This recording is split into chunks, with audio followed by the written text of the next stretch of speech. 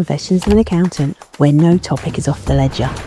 So we're going to go from invisible to in demand, and we're looking at how to start attracting quality referrals and clients with your marketing by getting these stories out your head, understanding what your story is initially and what stories you've got regularly coming in and out. But firstly, I want to thank Donna and I want to thank Al for inviting me and everyone today for coming along as well, because it's really important you guys invest time, obviously, in your business to be in the business as well as on the business. We do both. We can't just be working all the time. And a lot of the clients I work with have so much time they do the work for accounting, but don't actually spend the time on the marketing of the accounting. And actually, a lot of the stuff you're already doing, you could be using for the marketing if you just got a way of processing it. So I want to go through a few things, but I want to be honest with you to begin with, because you're probably not a natural marketer. Your expertise is actually delivering your service, not necessarily marketing it, until maybe you've got a few months where you haven't got many word of mouth referrals coming in, but they're great initially, but sometimes you have up and down months. So basically, you need to also potentially noticing as well, some of the leads you're getting are focused on price, not the direct value you give. People might be having a go at your price, trying to knock you down. It's a race to the bottom. The good news is we can actually start turning that around today. I've got a simple process. So it's actually called simple for a reason. Single out, identify, magnetize, process, leverage, engage. I go through one key framework of that, one key foundation, which is standing out. The point is we've got to produce that foundation and create that marketing plan, the simple marketing plan focus. But today I want to give you one quick takeaway that you can go and implement straight away. And by the end of it as well, I'll give you some practical stuff, like I said, for a few of you to volunteer yourselves if you're happy to. I'll help you start pushing yourself out there a bit more within the session as well. Otherwise, it's just theory, and I don't really like speaking at you for ages without actually an outcome for you to get some wins from. So surely these are the bare minimum, because I found these just from a quick example from looking at online for two websites very quickly. Now, if you look at a couple of examples, the right-hand side says, we treat every client as if they're our only client. The left-hand side says, we're trained to understand your accountant, what your accountant requires. Now, I'm not going to lie, surely these things are a bare minimum for a bookkeeper or an accountancy firm. They're not going to stand you out. So therefore, if these businesses aren't standing out, it basically means the leads they're going to be getting are focused on the price for the service they're giving to these people, their clients. Because why should someone pay more for you if they can't tell the difference between what you do and what someone else does for their business as well? So I want you to think about this. How are you currently standing out right now? And are you guilty currently of doing some of this already? Because if you are, we're going to flip the switch today to understand how you can actually stand out and what you can actually start doing. Bit about me. So I'm a former journalist. You'll see some things on my screen, some photos here. I was also in politics for 18 years as well. I'm not involved anymore, but the bottom right photo is a photo of me when I was about 11 years ago, so I would be 23 at the time. That's my last election campaign. I ran for election 3 times. Top left is a photo of me speaking for a business group. Top right is HSBC's business network, and bottom left is Institute of Directors. So I've spoken on lots of stages about marketing, been doing marketing for about 10 plus years now, but I look at marketing from a position of storytelling initially, because our stories are actually what brings us to life, what brings characters to life, whether it's clients, whether it's what's going on in the world, whatever it is. Now, I think that journalism really is important to that, because actually it stands me out as well, by the way, from other marketers, other writers. So there's other ways of doing that. And you can already tell that I'm trying to tell my story and share that aspect of it. So I believe that storytelling means easier selling. Now, you probably guys know who these characters are. Just a show of hands if you don't know who they are. Good, excellent. So you've got left Harry Potter, you've got right Rocky. Now, if you've watched these films or the end result of the Harry Potter franchise, you know what happens. You know, sorry to break, do you not, Donna, do you want to break it to you? Not a clue. I'm never intending to watch that in my life, so you go ahead. Can I spoil it? Cool. Harry Potter beats Voldemort in the end, right? And Rocky, apart from one film where he draws in the first film, he wins every fight, but he goes through adversity. And even after the Rocky ones, you got Creed as well, and goes through that. So if you've watched these and you know the end story, you know what's probably going to happen, why do you watch them? So give me an example. I'd love to get some involvement. Why would you watch them if you already know the answer? Come off mute. Feel good? Feel good? No, what happens is you're going through the motions of the character. You are the character in the story. So you're watching them and you're playing as if I did it when I was a kid. Watching Rocky, I stand up and I do the boxing, right? So I am Rocky in that film, watching it, going through the ups and downs, he's going through the tribulations. So because of that reason, you're putting your clients and yourself in that story position. That's why we have to tell stories with our marketing. So let's apply that now to accounting and what the actual business does. So I was speaking to a bookkeeper about 5 years ago, and I said to him, look, what is it you do? He said, I provide bookkeeping services to SMEs. I said, great. I said, but let's go a bit further than that. Give me a background to your experience. He said, well, I used to work for a bank in the 2007-08 crash. So as banks were about to crash and all this money was running out, he was providing high-level advice, simple spreadsheet numbers to the executives at the bank. That helped them avoid, not just that, by the way, because he couldn't create credit for the whole thing, but that helped them avoid a lot of the issues that other banks, Northern Rock, whatever else, were going through because of the high-level, simple advice. I said, well, how does that relate to your clients then? He goes, well, I do the same thing for clients now. I said, that's what you've got to tell. That HSBC, that big bank story you worked for, shouldn't mention HSBC actually, don't worry, you won't know who I'm talking about. But basically that story initially relates to why he does what he does now and how he helps people to avoid that. So we're able to come up with a quick message just on that basis overall. And we've probably got more than those stories. There are lots of the stories in our head already. So you've got lots of them as we are. That's why I mentioned Fiona earlier. That issue you had earlier, there's already a story in that. We have to just tailor it and we have to work out what those stories are. So everything's in your head. You can see a comment from Renee who's gone through my process here. But the point is, once you've got the basis of standing out, the foundation, it's about three things. One, getting them out your head. You'll have loads of them, like I said. Each week there'll be more stories coming through, like Fiona just said just before, because of what the work you're doing already. Then telling them the right way. You've got to tap into your overall marketing plan and messaging with those stories. And the third one is sharing different ones consistently, but as I said earlier, with simplicity without overwhelming yourself. We don't want to do too much. We don't want to share too many stories. We want to have maybe one a month we can go through and position that bit of value. Drink some water, sorry. We also want to sell the result. So you can see in this testimonial I got from James, I helped him double the business in 18 months. Now I could easily have had the testimonial saying Ben's great at marketing, but we've got to share the result. We've got to sell what we're actually we're giving for clients. If they see a potential ROI, we've got to have not guarantee things, but if in the stories we position the potential ROI, return on investment, the money is less of an issue later on because they see what potential they can achieve. But our marketer's got to educate on that. The potential ROI has got to be throughout the marketing process, even when you're starting off working with someone. If you notice, by the way, at the start, I position myself as I help people who haven't got thousands to invest in marketing. Now, I have got clients who invest $24,000 a year, but it gives you a scope of ideas how you can work with me. So it already positions the value of potentially, oh, this helps me and that helps me later on. Now, like I said, like I could have had James say Ben's great at marketing, but I didn't. So what are your testimonials currently saying? And how can we go even deeper with them to find out the result you've helped clients achieve? Because the likelihood is, like Fiona just said earlier, you've helped a client grow to a stage where they've been bought out. So actually, you've not done it on your own, by the way. You can't take credit for everything, but you'll be able to share things there that we can tap into. So what are you doing right now with the client results you're helping them achieve that we could wrap into a story and sell and push everywhere? So that's one thing as well. Then we've got to educate and position the value, like I said. Now, we haven't got to always share. You see on marketing now, people always say share 10 top tips to grow your business with Xero or whatever, like 10 ways to use Xero. Actually, what we've got to do sometimes is have mindset shifts. So in here, I've given 7 marketing lessons I learned in my 10 plus years in business, because I used to run club nights, that kind of thing.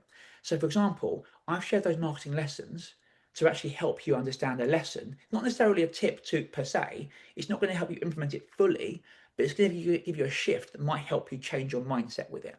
And that's all I need to do. People, for example, if you're talking about accountancy, a lot of people usually do accountancy at the last minute. So you've got to shift their mindset to be proactive. You wouldn't sell them proactive accountancy unless they've got that mindset shift initially. We've got to work it out and position, for example, what you can achieve if you're doing it proactively. How can it help you grow your business? So it's a mindset shift necessarily, rather than just saying, here's a tip to grow your business and everything else. So then we can make these articles simple as well, by the way, because once we've written one long form article, let's say we're doing one a month, you can then reposition these long form articles to become lots of mini stories for social media content and email content as well. So everyone overwhelms how I don't know what to write for social media.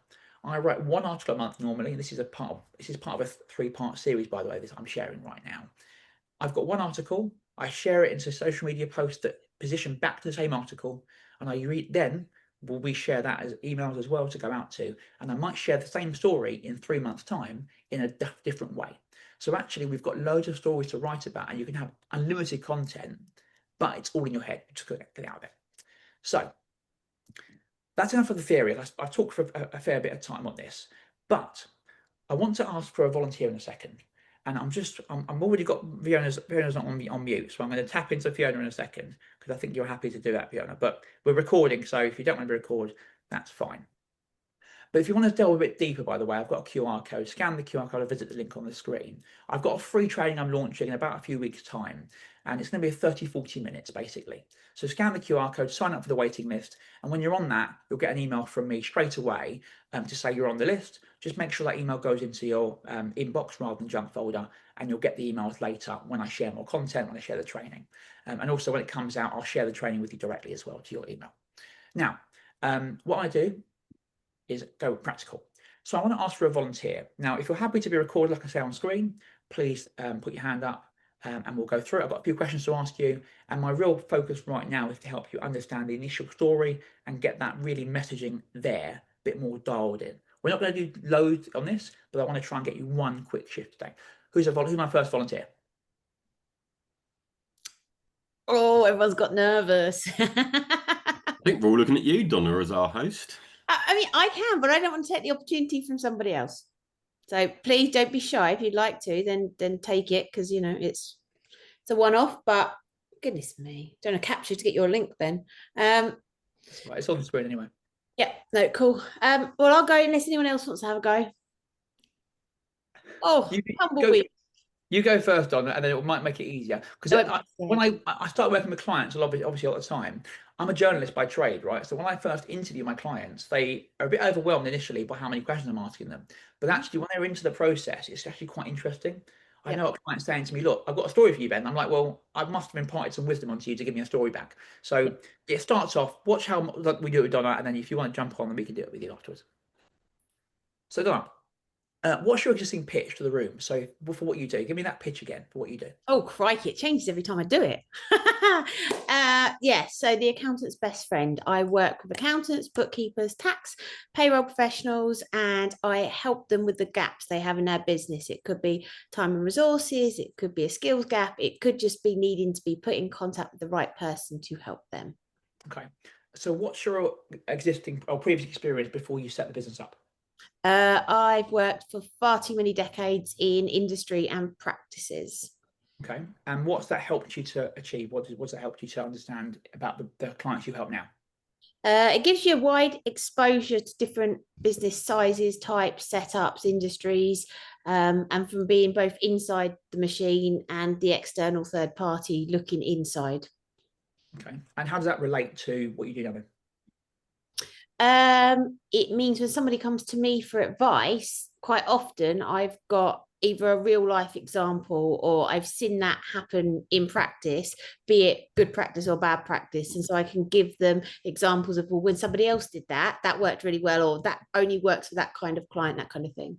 Okay, and what do the clients normally achieve when they work with you? It gives them a sounding board. It's rather than like a very formal training program, it tends to be that they get feedback that's very bespoke to them, and they can, if they've got nobody else to work with, say for example they're a sole practitioner, it gives them that safe space to say, well, I've had this idea, because not anyone else really has got that much time to just sit down and have the focus all on them, because it's either going to be partner at home potentially or staff, and you don't want to impact them by giving them your worries or problems. Okay, so straight away, did you say 2 decades experience or 3? What was the how long? I'm not going to be so particular. I'm just going to say decades plural. Well, you look about my age, and I'm 34, so I'm going to say. You can tell the Zoom filters work well. Let's go with a decade and a half, right? Okay, so what you want to say essentially with the messaging, I think somewhere there, is lean on my. So the accountant's best friend, lean on my 2.5 decades or decade and a half experience in accounting to grow your practice the right way, or to learn to basically avoid the mistakes you can make in practice. And you just going through a story there, and you've probably got a couple of stories there straight away. So give me an example of a client you've helped recently. Oh,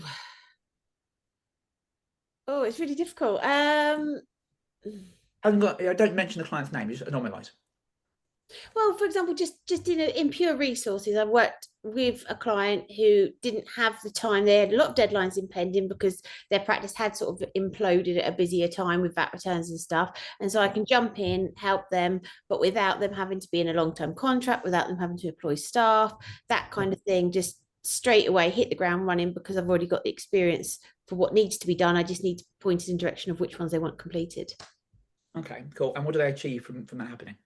Just stress relief, basically, because they can go, right, I know for a fact those 10 returns, for example, are just dealt with. I don't need to think about them anymore. I don't need to worry about the quality to which they'll be done. That's all kind of guaranteed, and I can forget and then get back to what I need to be focusing on. And if they hadn't had you, what would they have done? Worked 23.5 hours a day, potentially took on additional staff and then been stuck with them. And with a short turnaround for time, you've got to be assured of the quality. So it's always dodgy when you take on any kind of staff. You don't quite know if the CV is going to match up to the abilities in real life. And could the client have ended up having a fine from HMRC if they were late on things like this?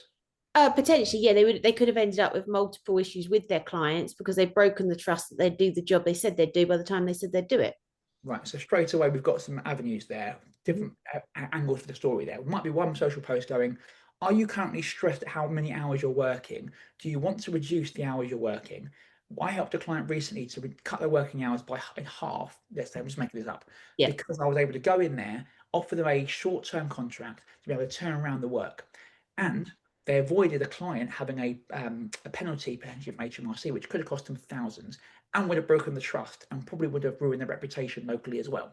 If this sounds like you, have a chat with me and DM me, or download my free guide, or come to my next competitive accountant. Nice. So there's things there, and what I'm saying to you is what we just discussed, and you gave me a few things from that client. We probably would write that as one long form piece, share it as different posts, and it's made it really simple to share that one story, because that one story's got different facets. I like it. Cool. Yes. Who else wants to jump on and help them with a similar thing? First off, actually, what was the biggest takeaway done from that? I think taking something a bit like the job we do. So when we work with our clients, quite often we do all the work, which we know how to do. We know how to do it, why we do it, and everything else. So we just do it. And if someone has to be trained by us or come join us, they find problems with it, and you go, oh, I just thought everyone knew that. And it's taking as something you do and taking that for granted, but actually pulling out, oh, to everyone else, they might not obviously be aware of what you do. They might not be aware it's even an option for them, and making it, it's getting the hook in there that make people go, that's me, that's what I need. And I wouldn't necessarily put myself out there to that extent of deep diving, because I'd assume everyone would know that. Yeah, we would assume that. And by the way, to make that even better, we might even ask the client and say, what did you achieve? What actually was your experience? One, you've got a testimonial that way, but two, you'll also be able to understand what they thought of it, because what you see sometimes is, I helped them to achieve X, Y, Z. But if you can go into them and they might say to you, actually, my family life is much better because I was arguing with my partner that I was working all the time. So you then go into that and you can talk about that as a result of what you've done as well. So again, there's always things there that we can delve into. And if you notice, that's one client, right? How many clients have you worked with? Oh, a fair few. We've been running a year now, so fair few. Every client you've got and every experience prior to the business is a story. So we just need to get them on the head. Crikey. Can I just ask, with regards to referrals, obviously we're told get referrals, but obviously from what you're saying, it would be good if the referrals actually spoke in the way we wanted them to. When we're asking for referrals, should we be guiding the clients as to the kind of information we want to extract? Because I know when I worked with Ashley Leeds before, the LinkedIn guy, when he asked me for a testimonial, but basically wrote the questions he wanted answered, asked me to answer them, and then said he was going to turn it into a Gmail, a Google piece, a Trustpilot piece, and I just had to tick and say, yeah, I'll be happy for you to do that. Yeah. So we took that what I showed you earlier about the client James, who talked about doubling his business. I have a template I share with clients anyway for these questions. The point is though, we've got to make it really simple, because otherwise people would just say, really cost-effective accountancy, really help me with my accounting. That's great, but it doesn't tell you what you achieved. And if you Yes. reduce their stress or you've done something else, the client's language is what your prospective clients are thinking. We've got to meet them in their head. There's no point us thinking about what we say. Look, I'm great at marketing, but if I sound great at marketing, it's irrelevant. I've got to have clients saying it, but in the right way. So someone said to me recently, "You're on another planet," right? And the thing is that if I don't delve into that, it's just like a bit weird, right? Yep. But I have to delve into it and get the result out of it. But yeah, Donna, there's loads of examples of client stuff like this. With the referral side, by the way, what we do is these stories act as leverage for the people to say, at networking, for example, you might stand up and go, last week I spoke to a client and I helped them be able to solve this challenge straight away. If that sounds like someone that you know, have a chat with them. And all the social media stuff we're sharing, if we've got a process in place, which is why I've got my simple approach above this, right? If we've got a process in place, we can get more referrals by sharing the content and having a process that underlines it. If we're just sharing generic stuff, what stands you out? Why are you going to be the one that they refer? We've got to be the one that they refer. So we've got to try and do that. And also, another tip really that I didn't share in this because it's a longer form thing. You've got loads of contacts already. So we've got to find a way of, rather than getting new leads in, you've got loads of contacts that know you, probably hundreds or maybe thousands from your corporate career, from whatever. We've got to tap into those. So too many accountants are networking with other accountants. And I think this is great, but your audience for marketing is different to your audience of community. So you've got to have a difference in both. So it wasn't really what I want to share with this, but it links to that anyway. No. So is anyone else feeling a little brave? Fred's pretending to have gone to sleep. Fiona's looking coy and Zach's just looking very quiet. Well, I think Fred's not on mute, is he? So he's ready to speak. Look at him. I don't really. Well, I mean, you can try it with me. Go on, try. I dare you to, because actually he can be a real closed book if he wants to. So I think it'd be quite fun for you to try and get a story out, Fred. Interesting. You What might makes you a closed book, Fred? I'm not aware that I am a closed book, actually. Okay, ask someone else then. Why am I a closed book? So he's a local celebrity in Lewis, so he probably feels he doesn't have a story to tell because everyone already knows it. If you walk down the high street with Fred, pretty much 50% of the townspeople will turn around and either curtsy or bow to him while saying thanks for doing my tax return. So he doesn't have the need that some do to share his story because it's in the papers usually. What might I not know about you from an accounting perspective, Fred? What wouldn't you know about me from an accounting perspective? Give me a highlight of your career prior to Sallows, or even during Sallows. Well, I was pleased to start Sallows when I started it. I suppose the highlight of my career before that was qualifying, because it sort of confirms your ability and gives you a certain status you can then build up from. And in fact, if it weren't for the fact I qualified when I qualified, but not when I qualified, if it weren't for the fact I did qualify, I wouldn't be able to sell myself as the person that I am now, if you see what I mean. Okay. So give me an example of a client you've helped that maybe not, I don't know if you're in the papers, I don't know the stories in Lewis, but give me an example of a client you've helped that maybe isn't publicly well known. You haven't mentioned the client name, by the way, just anonymize it by saying the industry. Well, no, it was just, excuse me, an individual I was introduced to last week. They're at a certain time of life, considering their situation, their children, their parents. They had questions, and within an hour, I was able to put their mind at rest, really. And when you say put their mind at rest, what was the end result? Well, the end result is that they'll pay less tax than they did before I turned up. Okay. And what was the example they came to? What were they overwhelmed with initially? They just weren't sure what to do, or? Yeah, they weren't sure what to do. As I say, they're recently retired. They've got wealth they want to give to their children. They're going to inherit more wealth themselves.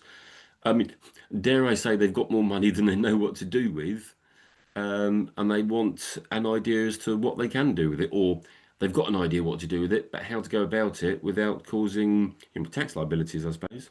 And how did they get the wealth initially? Was it through property? Was it through hard work? What was it? I think just through hard work, through a career of doing whatever they did.